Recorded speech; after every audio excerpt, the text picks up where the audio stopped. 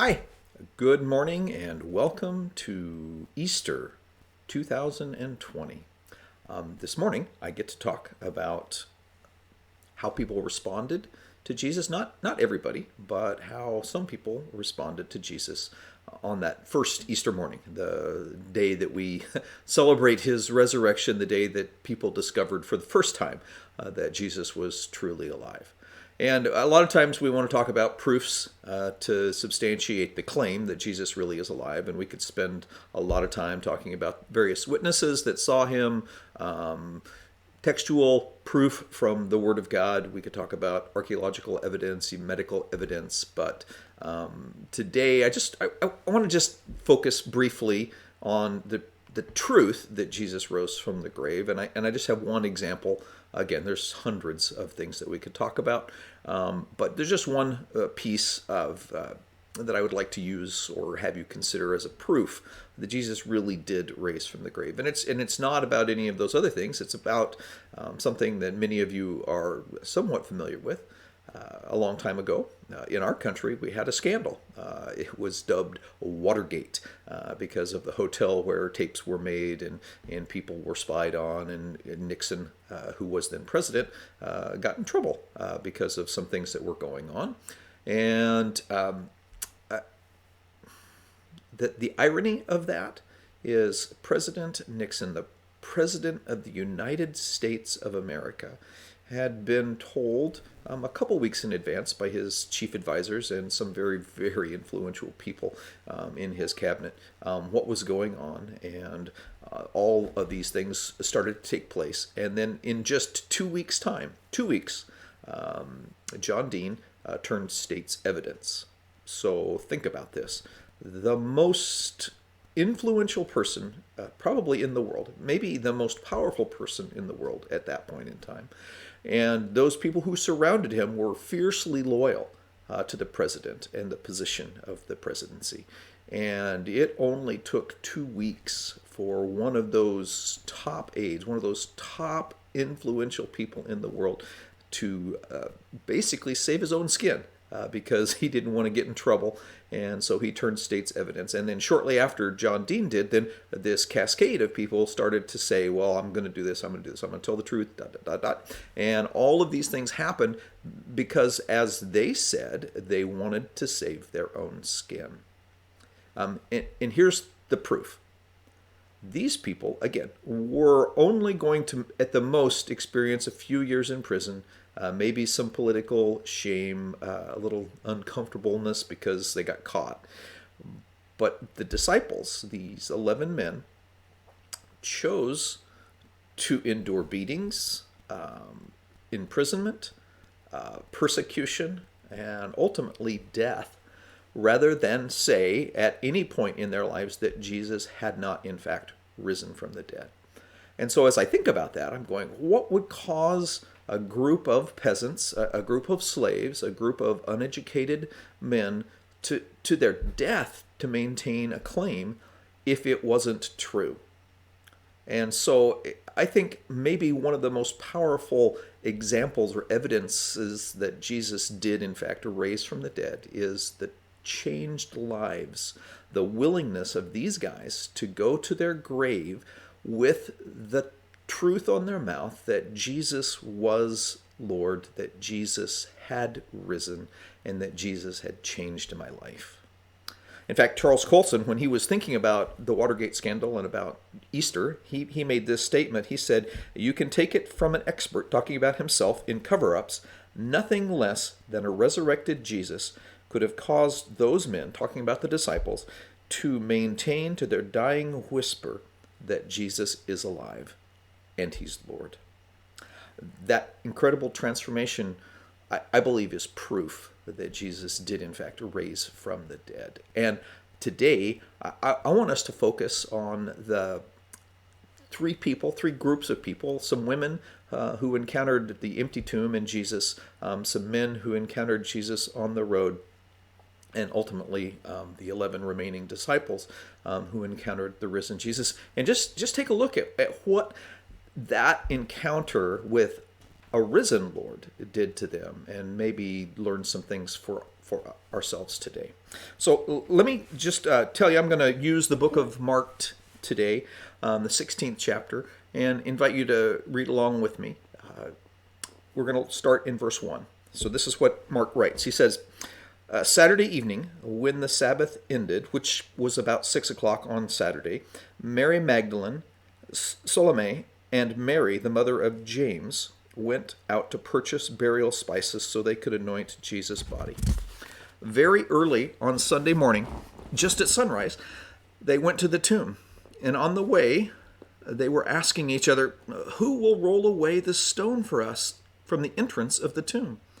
But as they arrived, they looked up and saw that the stone, which was very large, had already been rolled aside. When they entered the tomb, they saw a young man clothed in a white robe sitting on the right side. The women were shocked. But the angel said, "Don't be alarmed. You're looking for Jesus of Nazareth, who was crucified. He isn't here. He is risen from the dead. Look, this is where they laid his body. Now go and tell his disciples, including Peter, that Jesus is going ahead of you to Galilee. You will see him there just as he told you before he died." The women fled from the tomb, trembling and bewildered, and they said nothing to anyone because they were frightened. Oh, these gals. We're told that it was Mary Magdalene, the woman who had 7 demons, the woman who Jesus had healed, the woman some people think was the one who broke the alabaster box and anointed Jesus with perfume. Salome, who was Jesus' aunt, most likely, and then Mary, the mother of James and John. These women had been connected to Jesus in lots of ways. Some were family, some had been freed from bondage, some had been forgiven, but all of them had been given hope. And they deeply, deeply believed that Jesus was the Messiah. And they, I believe, acutely experienced the loss at his death.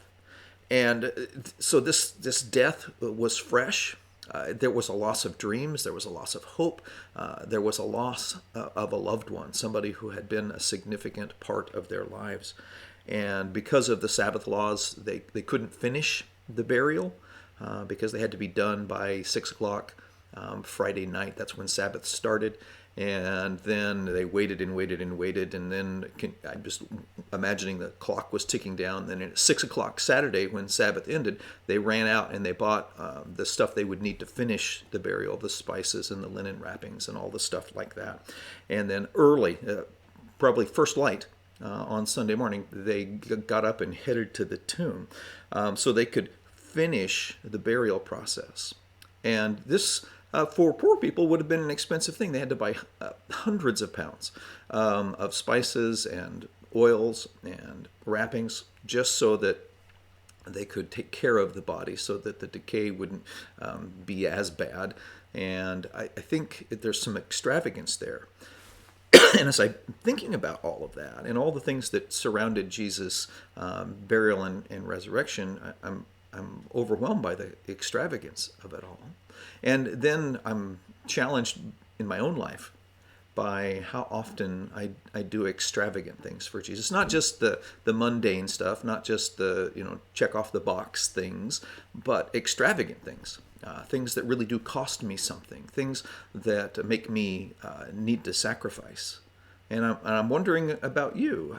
When was the last time that you did something not just normal, not just I'm writing my tithe check, or I'm going to church, or I'm doing my Bible study, but I mean something extravagant for Jesus because of who he is to you?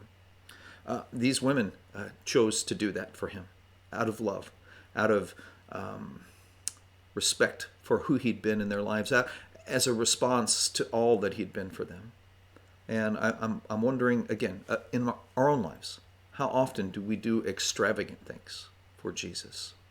And in the midst of this gift of extravagance, it's ironic that they were focused on the obstacles. on the way there, instead of thinking about Jesus and thinking about all the things that he'd done for them and all the things that he'd been to them, what they were focused on was this big rock. They were focused on this stone that was in the way and wondering who in the world was going to move it out of their way. And I think it must have been shocking to them when they got there and the stone was actually moved. It had been sealed with a Roman seal. Guards were placed there to keep people from getting into the tomb, and the stone was gone. I think about this a lot when I'm thinking about the resurrection, and I'm confident that Jesus didn't need the stone moved so he could get out. I think God could, he could just walk through the wall. He just go someplace else. He's God. He could do that. He didn't need this stone moved out of the way so that he could get out.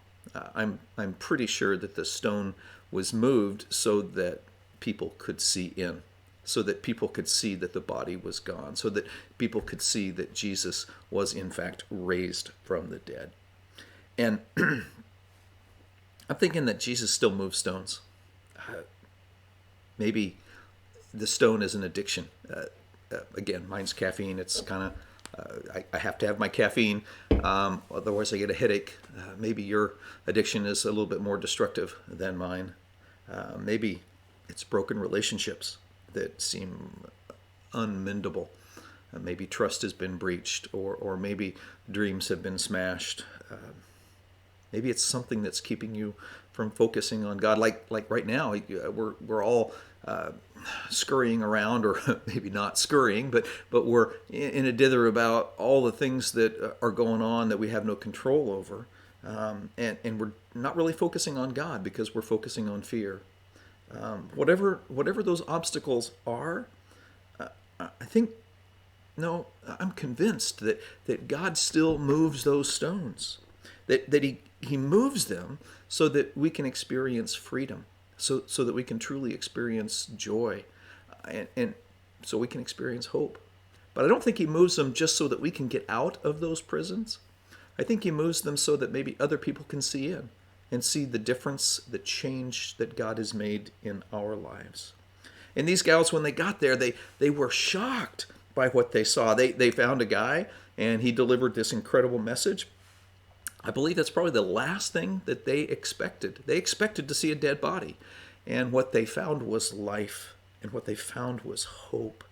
And I believe they just forgot who Jesus really was. They forgot that Jesus said, hey, this is all going to happen. I'm going to be put through a trial. I'm going to be beaten. I'm going to be whipped. I'm going to be crucified, and I'm going to die. In Mark, the 10th chapter, Jesus said all those things, and then he said, but. After all of that, but after 3 days, I will rise again. And I think they forgot that. And I just wonder how often we go looking for a dead body. We go looking for something that's destroyed or gone or broken. And when we get there, we find out that God's already been at work doing some incredible things. These women had their minds changed. They had their lives changed. But more importantly, I believe they had their futures changed. Instead of focusing on death and obstacles, they now were focused on life and what they could do to help other people.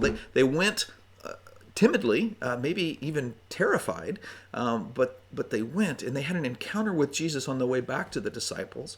And Mary Magdalene and then the other women, they had an encounter with Jesus, and it changed their lives. They couldn't not tell people that they had seen Jesus and that he was alive.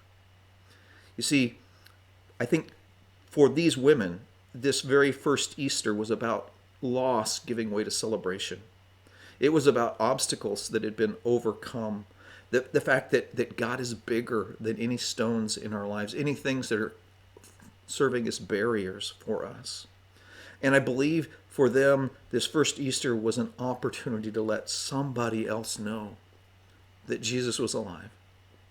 And so I'm just thinking about it in our isolation and how this is all working for us. How could we possibly let people know Jesus is alive? One of the simplest ways I can think of is just send out a mass email. Everybody in your email contact list, just make this simple statement and send it to everybody. Say, Jesus is alive and he's changed my life. If you'd like to know more, I'm happy to give you information. I'm happy to answer. I'm happy to answer your questions.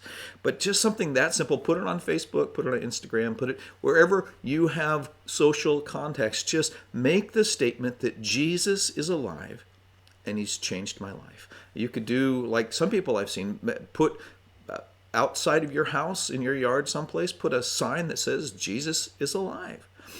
Do something simple that lets people know that you have encountered the risen Jesus and he's changed your life.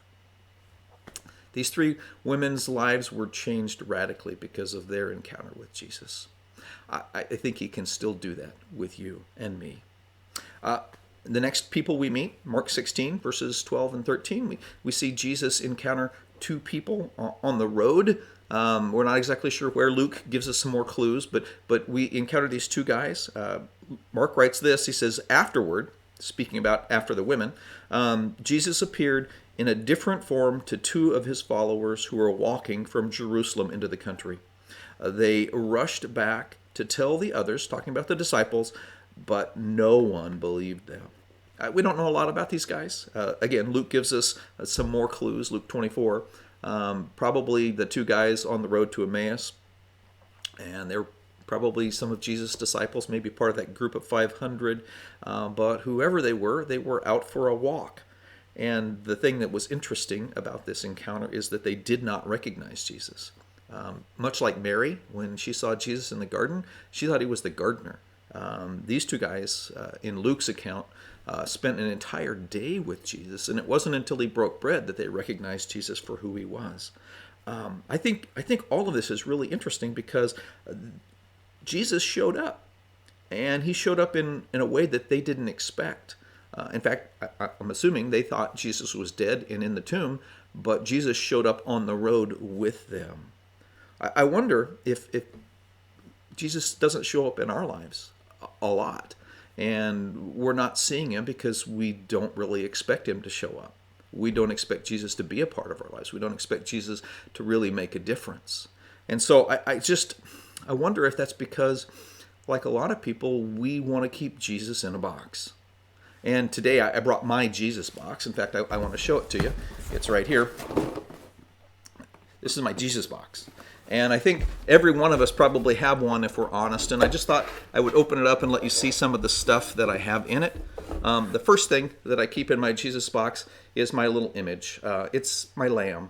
Because Jesus, well, he's our lamb. And I like to think of Jesus as my lamb. I don't really want to think about Jesus as the sacrificial lamb, the lamb that was slain, the lamb that was offered as a sacrifice. I don't want to think about that. I don't want to think about Jesus as the conquering king who comes to overcome us all. I don't want to think about that. I don't want to think about the judge. I don't want to think about the lion that is, like, ah! I want to think about Jesus as this meek, gentle, kind, loving God. And so he's in my Jesus box because I don't want to think about him other ways. I think another thing that we have, or at least I have in my box, I have something to bind Jesus' feet and his hands, maybe put something over his mouth, because I don't want him to get out of control. I don't want him to, be like, and move me and cause me to do things that I don't want to do. So I want to make sure he's tied up. I also have, this is a little remote control, because, well, sometimes I just want to pause Jesus because, like, hold on, buddy. Or maybe I want to delete some stuff, or I just want to fast forward through some things because I don't want to have to deal with that or think about it or even focus on it. So I'll just get rid of it.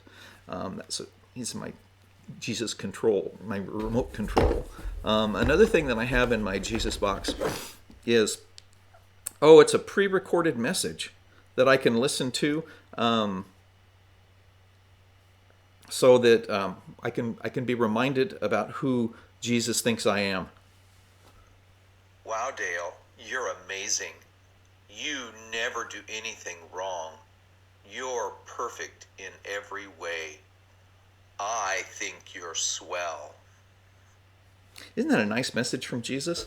I think that's, I keep that just to remind me what Jesus thinks about me, because, well, quite frankly, I don't want to be reminded of how many times I mess up, or how often I blow it, or that maybe Jesus has a higher standard. And did you notice how like me Jesus sounds? I think that oftentimes we created Jesus in our image instead of allowing Jesus to create us in his image. There is one last thing that I keep in my Jesus box, and I'm going to have to move in order to get it for you because it's too big to fit in my Jesus box. And let me just get it for you. This is a mask that I keep in my Jesus box. That way, when I don't want Jesus to see the real me, when I don't want him to see who I really am, I can put on my mask, or I can just use that cutout and put it in my place, and that way Jesus only looks at him. The thing I think is ironic about all of this is that I think most of us, if we're honest, we have a Jesus box. You may not have the same things in yours that I do, but I bet you have stuff. I bet you have stuff where you try to control Jesus. You try to make Jesus what you want him to be, or you try to hide from Jesus, or you try to get Jesus to do what you want. And I'm wondering if maybe that's what was going on with these two guys. They didn't expect to see Jesus on the road. They didn't expect to see a risen Jesus who'd conquered death. And it took them off guard. They were surprised by that. But here's some incredible news for all of us. Jesus is way too big for any box. He was too big for the Ark of the Covenant. He was too big for the tabernacle. He was too big for the temple. He was too big for a manger. He was too big for a grave. And he's way too big for any box that you and I might try and create to hold him in. He is the creator of the universe. And he is the Savior of humanity. And he cannot be contained in a box. And so if you're trying to hold him in a box, if you're trying to control him in a box, my prayer for you, my prayer for myself is that we could let Jesus be Jesus. And that while he surprises us and will continue to do so, that we embrace that and we are changed by that. For these two guys, Jesus showed up in some pretty unexpected ways. That God still was working to change them, to help them to grow. And that, truthfully, it's not very hard to get distracted. We can be distracted by our own crisis. We can be distracted by our own life circumstance. We can be distracted by our own needs and or wants. But Jesus is still present with us. And even when they believed, even when they were confronted with the reality of Jesus, there were still people who did not want to believe. And maybe we should learn from that not everybody will believe this incredible message that we have to share. The final group that Jesus interacted with were the disciples. In the book of Mark, the 16th chapter, starting in verse 9, we read this account. After Jesus rose from the dead early on Sunday morning, the first person who saw him was Mary Magdalene, the woman from whom he had cast out 7 demons. She went to the disciples who were grieving and weeping and told them what had happened. But when she told them that Jesus was alive and that she had seen him, they didn't believe her.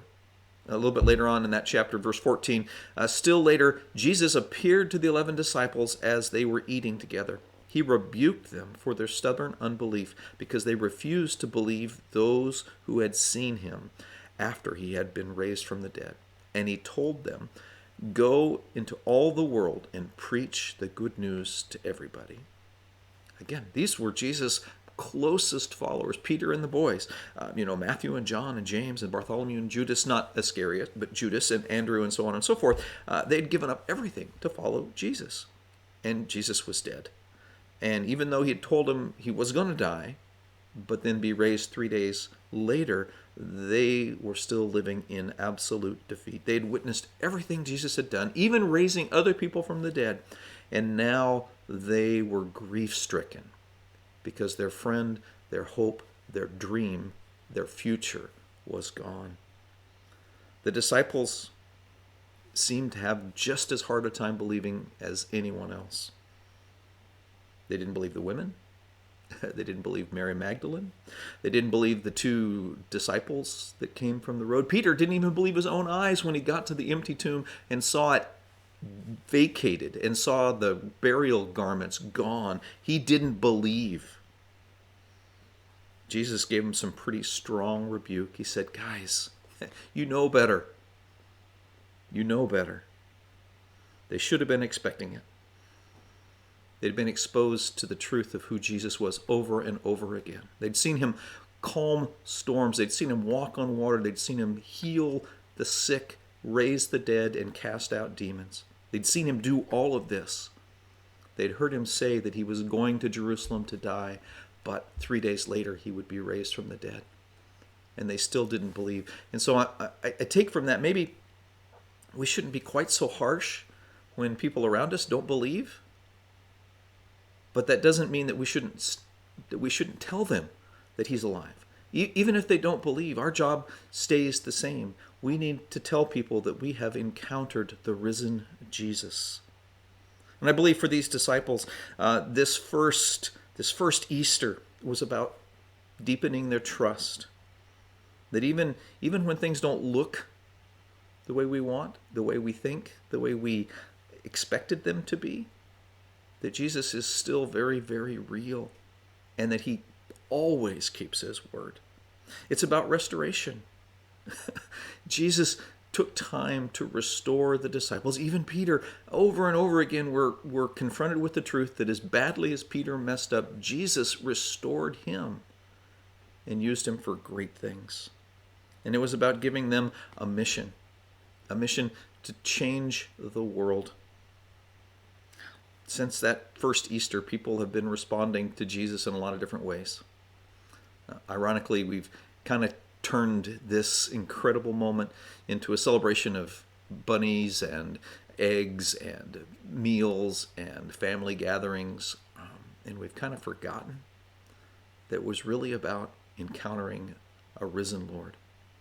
I don't know about you, but this season has gotten into my heart. I'm struggling with the isolation of it all. I'm struggling with worrying about the future. I'm struggling with what next. But this day, this season, this life that Jesus provides for us really is about hope. It's about the fact that our greatest enemy, the penalty of sin and death itself, have been conquered by our God. My hope for you is that this Easter is about victory, even in the face of defeat. My hope for you is that Jesus gives us something to hope for, not just something to believe in. And my hope for you is that you have seen God show up time and time again throughout this entire experience, and ultimately that you have a new relationship with him. And like that stone that was rolled out of the way, it wasn't just so that you could get out. It wasn't just so that Jesus could get out. It was so other people could see in. I'm hoping and I'm praying that you're allowing other people to see into the life that Jesus has given you. Let me pray with you. Lord God, I'm grateful for who you are. I'm grateful for what you've done. But most of all, I'm grateful for the victory that we get to share in. Lord, allow us to take that victory and broadcast it widely throughout the entire world so that people can come to know that you are alive. I pray all of this in Jesus' most amazing name. Amen. If you don't know Jesus, if you feel like you're hopeless, if you feel like there is nothing for you to cling to, I would love to introduce you to a living God who cares deeply about you. You can email me at ckccdale@gmail.com. You can check out our church's website, exploreckcc.org, or you can just simply pick up the phone and give us a call. I love you a lot. Happy Easter, and we'll talk to you later. Bye-bye.